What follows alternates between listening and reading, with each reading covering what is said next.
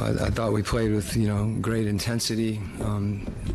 Particularly, I thought Trae and DJ, from a leadership standpoint, really the beginning of the third quarter, I thought was a crucial time for us when we came out of timeout.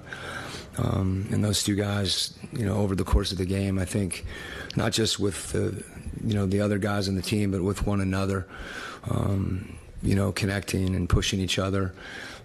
Our bench was really good. We've been getting contributions from a lot of different guys, and I think that a lot of that had to do with our fans and being at home and, kind of losing yourself in the game.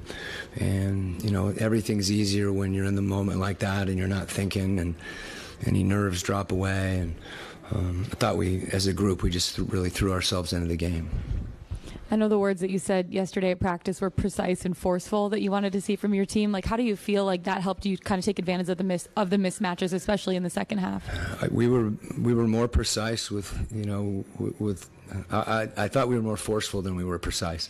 But our spacing was better in a lot of those situations, and we were willing to get off the ball and really make a higher percentage play than we were the other night. And sometimes that means the guy with the ball too, but we read the situations better, I think, as much as anything, and we're a little more patient, and and we're able to make the right play because we made the right read.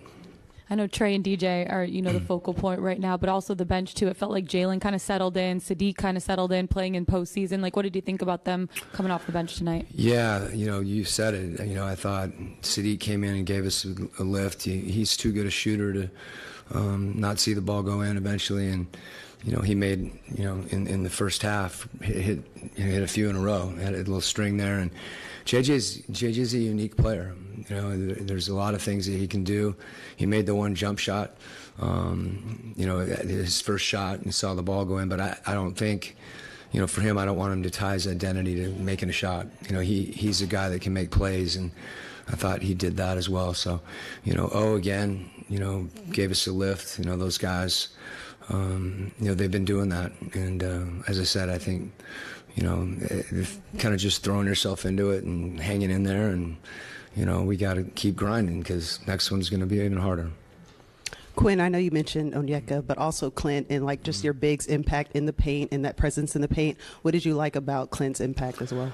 Yeah, I mean, Clint's a pro, and he's a really selfless player. There's a lot of times, the things that those two guys do, and we'll say in this case, speaking of Clint, that they impact the game in ways that doesn't always, show up on this. And they're selfless with one another. They root for each other. And it gives us two guys that are different, but both impactful in their own way. And they're to me, I think they're both fun to play with because they care. And like I said, they're selfless players.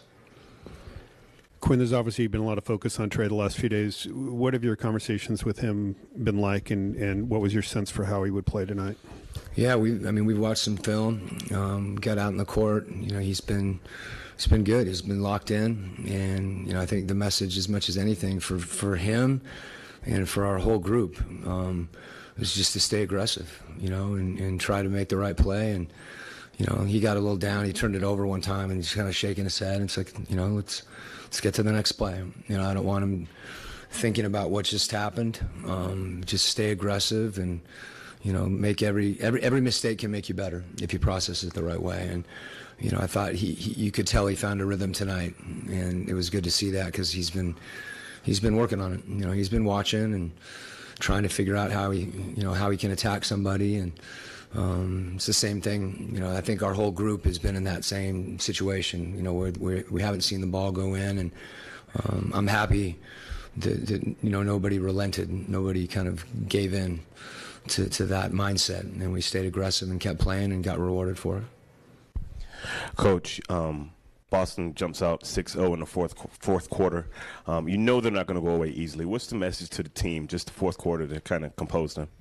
Yeah, I think really throughout the game, for them to, they made a lot of shots, and they can do that, and sometimes that's tough to overcome when you're taking the ball to the net after another three, and they're putting you in difficult situations because Tatum in particular is just hard to guard one-on-one. So you have to commit multiple defenders to him, and those other guys are, they're prepared. They know when those shots are coming, and he's become an excellent passer. I mean, you can tell he takes a lot of pride, in making a play when he gets double teamed. So they can score in bunches, as you said, they did.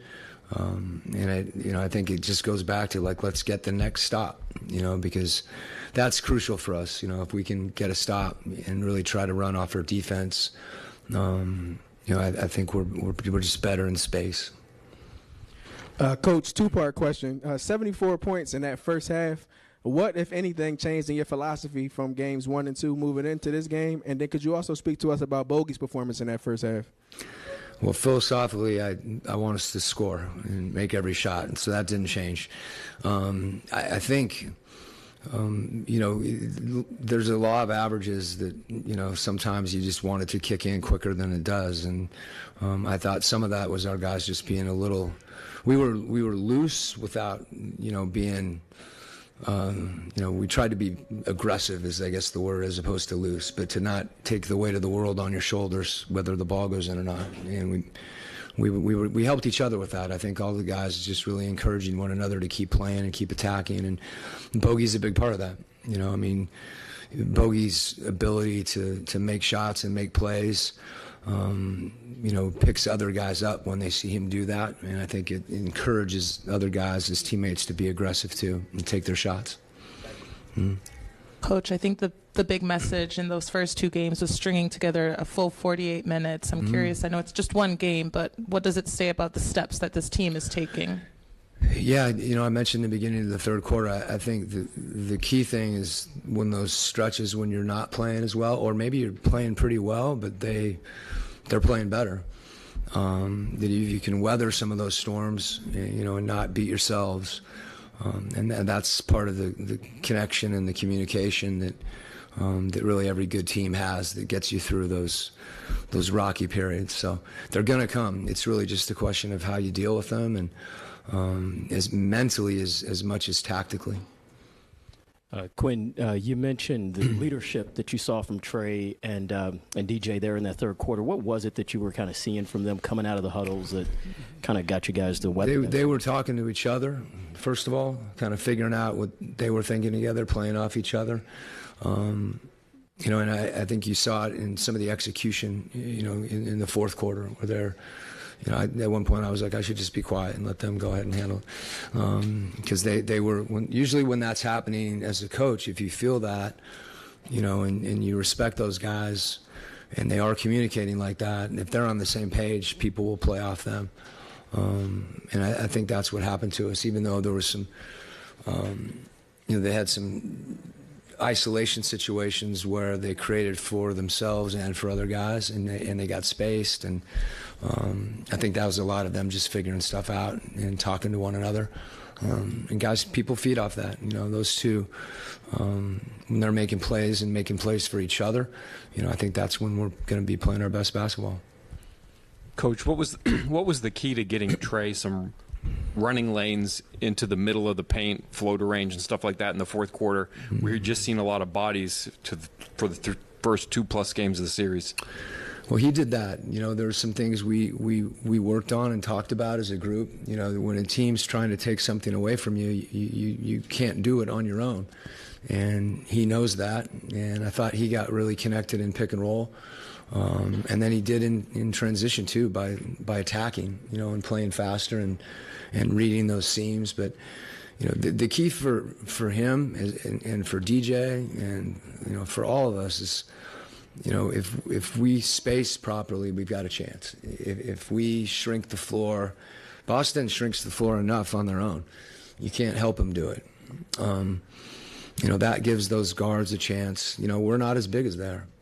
And our guys, we have to make reads in the open court and in space to avoid playing in a crowd. And I think a big part of that too is just being willing to shoot. If we turn shots down, the floor gets even smaller. And it's hard to do that. If you don't see the ball go in, there's part of you, and that doesn't mean you shoot every time. But to continue to stay aggressive is really important, and I think that's been the challenge for our group.